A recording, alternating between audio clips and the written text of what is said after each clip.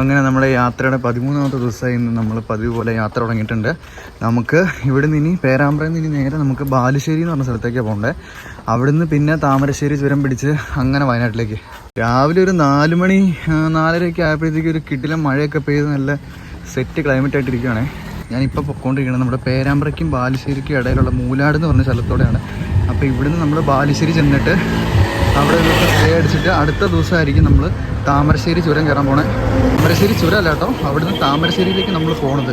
അവിടുന്ന് ബാലുശ്ശേരി ഏകദേശം ഒരു 14 കിലോമീറ്റർ ഉണ്ട് ഈ താമരശ്ശേരിയിലേക്ക്. എന്നിട്ട് നമ്മളൊരു ദിവസം സ്റ്റേ അടിച്ചിട്ട് അതിൻ്റെ അടുത്ത ദിവസമാണ് താമരശ്ശേരി ചുരം കയറാൻ പോണേ. അതായത് നാളത്തെ കഴിഞ്ഞ്. കാരണം വെച്ച് കഴിഞ്ഞാൽ ഈ താമരശ്ശേരി ചുരം ഒരു 12 കിലോമീറ്ററും ഒരു 9 ഹെയർ പിൻ വളവുണ്ട്. അപ്പോൾ നമുക്കത് ഒറ്റ സ്ട്രെച്ചിൽ നമുക്ക് കയറാൻ പറ്റത്തില്ല.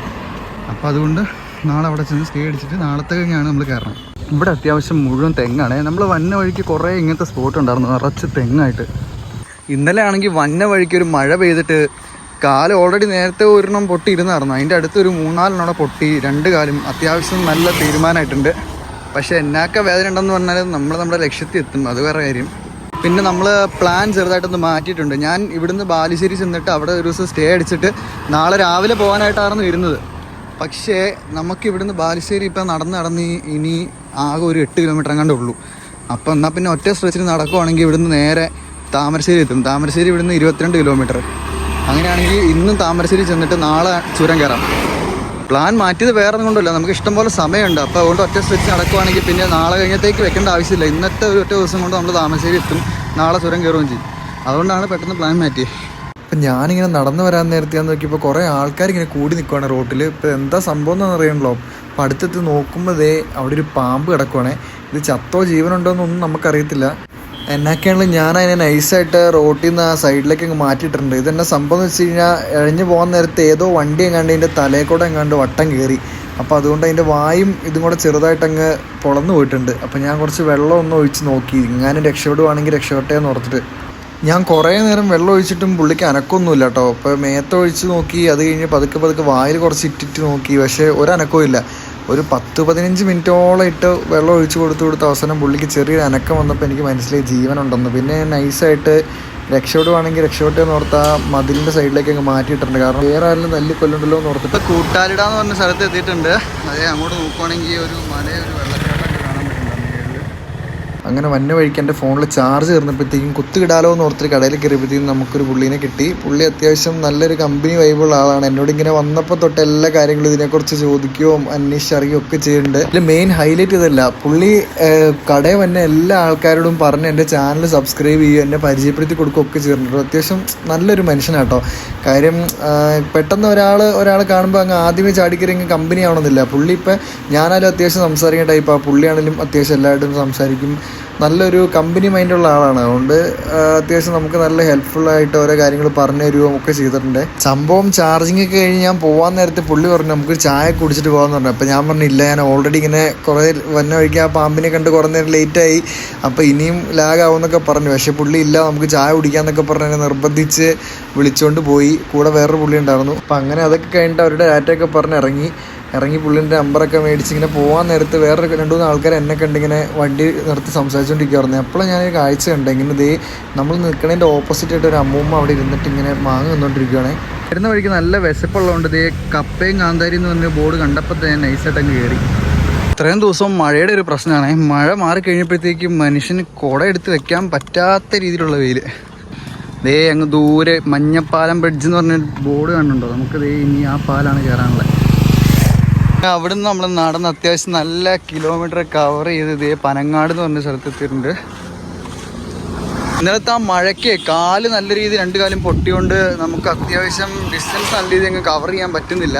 പക്ഷെ ഇപ്പോൾ ഏകദേശം ഞാനൊരു 17 കിലോമീറ്റർ സംതിങ് കവർ ചെയ്തു. ഇനി നമുക്കൊരു 15 കൂടെ ഉള്ളൂ അവിടെ എത്താനായിട്ട് താമരശ്ശേരിയിൽ.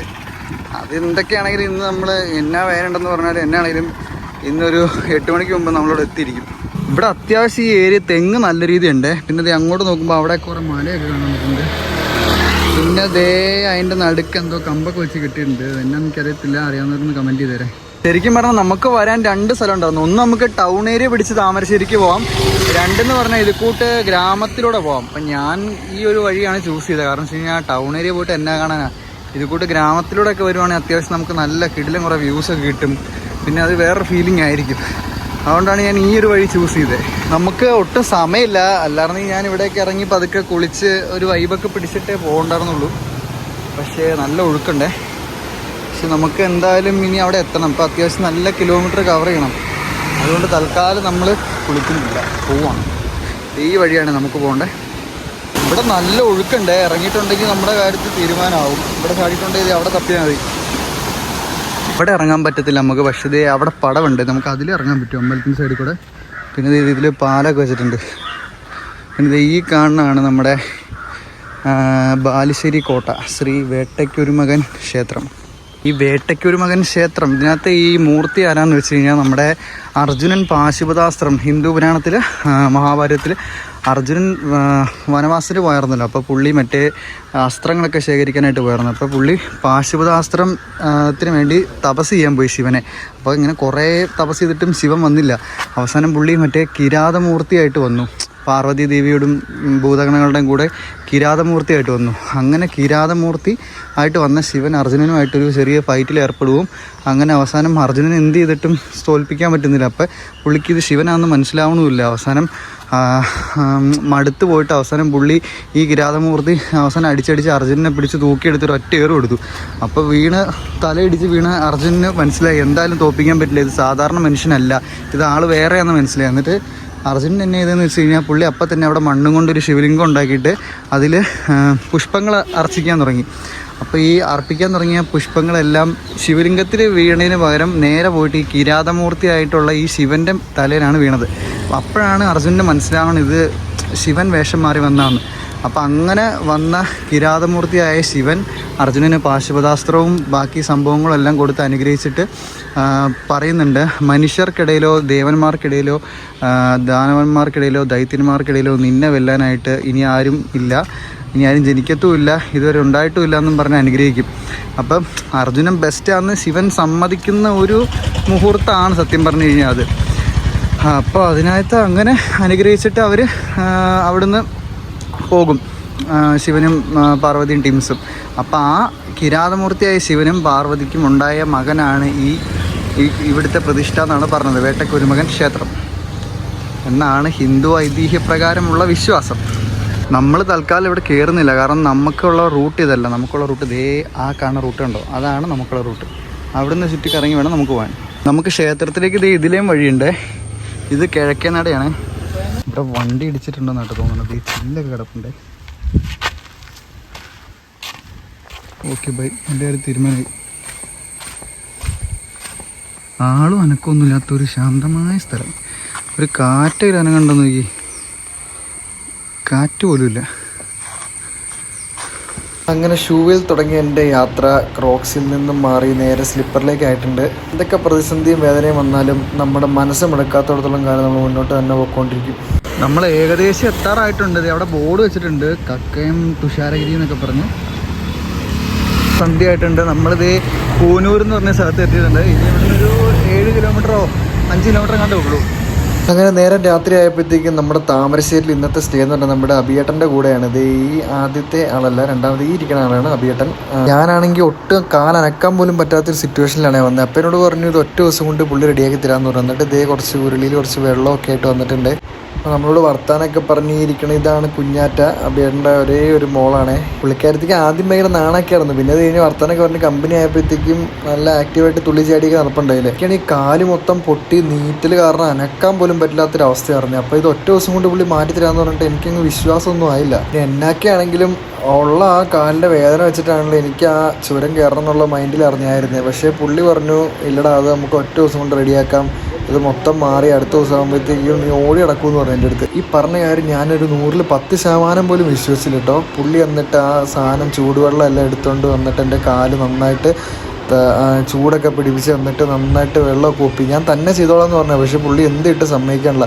ഞാൻ ചെയ്തു തരാമെന്ന് പറഞ്ഞ് പുള്ളി കാലൊക്കെ ഫുള്ള് കഴുകി ക്ലീനാക്കി നല്ല തിളച്ച വെള്ളം അതിലേക്ക് കാലൊക്കെ മുക്കി കുറച്ച് നേരം പിടിച്ച് കഴിഞ്ഞപ്പോൾ എനിക്ക് മനസ്സിലായി വേദന പതുക്കെ കുറയുന്നുണ്ട് അതിൻ്റെ.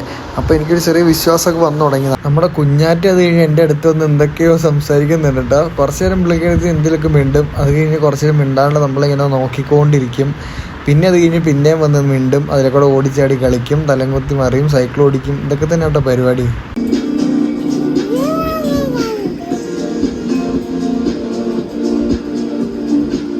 ഏട്ടനും പെട്രോൾ വില വർധനവിനെതിരെ പ്രതിഷേധിച്ച് ഇതുപോലെ കാസർഗോഡ് തിരുവനന്തപുരം വരെ കാൽനടയായിട്ട് ഒരു യാത്രയൊക്കെ നടത്തി കിട്ടിയ സാധനങ്ങളൊക്കെയാണ് ഈ ഇരിക്കണത്. അവിടെ ഉണ്ട്, ദേ ഇവിടെ ഇരിപ്പുണ്ട്, ദേ ഈ മേളിലും ഇരിപ്പുണ്ട്.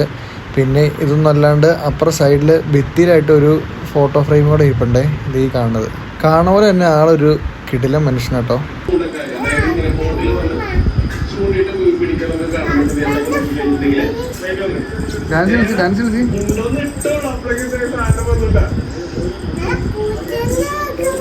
പൂച്ചന്റെ പുള്ളിക്കാരിക്ക് ടി വി ഒക്കെ കാണാൻ ഭയങ്കര ഇഷ്ടമാണ്. എന്തൊക്കെ വെച്ചു കൊടുത്തിങ്ങനെ ഇങ്ങനെ അനങ്ങാണ്ട് കണ്ടോണ്ടിരുന്നോളും. അങ്ങനെ ഫുൾ ടൈം ഫോണിന് അഡിക്ഷനോ കാര്യങ്ങളോ അങ്ങനെയൊന്നുമില്ല കേട്ടോ.